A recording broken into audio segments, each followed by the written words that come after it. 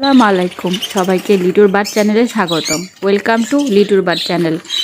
Video শুরুতেই বলে দিচ্ছি, যদি এখনও আমার চ্যানেলকে সাবস্ক্রাইব না করে থাকেন তো চ্যানেলটি সাবস্ক্রাইব করে নিন, আর পাশে থাকা বেল আইকনটি অবশ্যই চাপ নিয়ে নেবেন, তাহলে যখনই আমি কোনো ভিডিও পাবলিশ করব আপনারা সবার আগে পেয়ে যাবেন।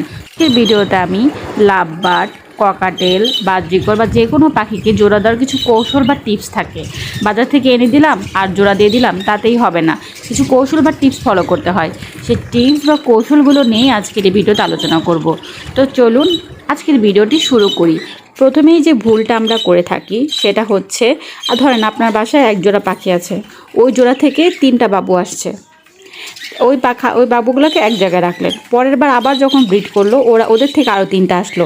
এখন আমরা কি করি, ওরা দুজনেই এই যে 2 ব্রিডের যে বাবু আসছে ওরা হচ্ছে অ্যাডাল্ট হয়ে গেছে 4-5 মাস পর। আমরা কি করি, পাখি না কিনে এই যে জোড়া দেয় তাদের মধ্যেই, মানে ভাই বোনের মধ্যেই আমরা জোড়া দিয়ে দিই। এটাই হচ্ছে সবচেয়ে বড় ভুল। আপনারা সেম ব্রিডের পাখিদের মধ্যে জোড়া দিতে পারবেন না, বা সে এক জোড়া থেকে যে ব্রিড বাচ্চাগুলো আসছে এদের মধ্যে কখনোই জোড়া দিবেন না।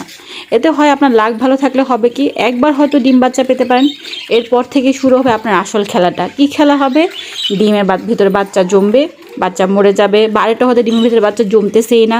তো এই ক্ষেত্রে আপনারা কখনোই এই ভুলটা করতে যাবেন না, যে মানে ভাই বোন বা একই পেয়ার থেকে যে বেবিগুলো আসছে এদের মধ্যে জোড়া দিবেন না।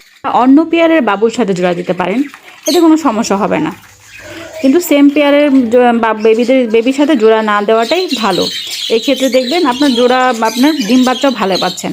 দ্বিতীয় যে একটা মানে সমস্যা যেটা হয় সেটা হচ্ছে যে জোড়া দিচ্ছেন কিন্তু নিচ্ছে না, তাদের মধ্যে ম্যাটিংও হচ্ছে না, ডিম বাচ্চাও করছে না, এরকম সমস্যাটা হয়। তো সেক্ষেত্রে আপনারা আরেকটা কৌশল ফলো করতে পারেন। দুইটা খাঁচা পাশাপাশি রাখবেন, এক খাঁচে মেলকে আর এক খাঁচে ফিমেলকে। এটা কিন্তু বেশি দিন না, আপনি যদি 1 সপ্তাহ এরকম রাখেন না, মেল ফিমেল আলাদা আলাদা খাঁচায়, তো দেখবেন যখন আপনি ওই মেল ফিমেলকে এক খাঁচা দিয়ে দিবেন ওরা সাথে সাথে জোড়া নিয়ে নিয়েছে। আপনি 2 দিন খালি ফলো রাখবেন যে ওরা ম্যাটিং করে, 2 দিনের মধ্যে ওরা ম্যাটিং করে ফেলবে। এটা হচ্ছে আরেকটা কৌশল, এটা কিন্তু সবচেয়ে সহজ কৌশল, যে 2টা পাখিকে আলাদা আলাদা খাঁচায় রাখবেন, তখন একসাথে দিয়ে দেখবেন ওরা সুন্দর ফলাফল পাবেন। এর ক্ষেত্রে আরেকটা যে বিষয়টা আমি আমার এক্সপিরিয়েন্স থেকে আপনাদের বলি, আমি সবসময় পাখি কেনার ক্ষেত্রে কিন্তু সেমি অ্যাডাল্ট পাখি কিনি, কখনো কিন্তু অ্যাডাল্ট পাখি কিনি না। কেন? অ্যাডাল্ট পাখির ক্ষেত্রে সমস্যাটা হয় কি, যে এরা হয়তো 2-3 বার ডিম বাচ্চা করে এরকম একটা অবস্থায় পড়ে গেছে, হেলথ কন্ডিশনে তাদের ভালো থাকে না। আপনি যদি সেমি অ্যাডাল্ট কিনেন, বাসায় এনে ওদের 2-3 মাস যদি আপনি ভিটামিন কোর্সগুলো করায় নেন, তো সেই ক্ষেত্রে আপনার সুবিধা হবে কি, যে আপনার পাখিটা তখন ব্রিডিং করার জন্য হচ্ছে সে প্রিপেয়ার থাকবে, আপনি কনফার্ম থাকবেন যে পাখি ব্রিড করবে। তো সেই ক্ষেত্রে পাখি কেনার ক্ষেত্রে সবসময় সেমি অ্যাডাল্ট পাখি কিনবেন। রানিং ডিম বাচ্চা করা পাখি কিনে সবসময় লাভজনক হওয়া যায়। এই টিপসগুলো ফলো করে দেখেন, ফলাফল 100% আপনারা পাবেন। ভিডিওটি যদি ভালো লাগে থাকে তাহলে ভিডিওটি লাইক দিবেন এবং চ্যানেলটি সাবস্ক্রাইব করতে ভুলবেন না।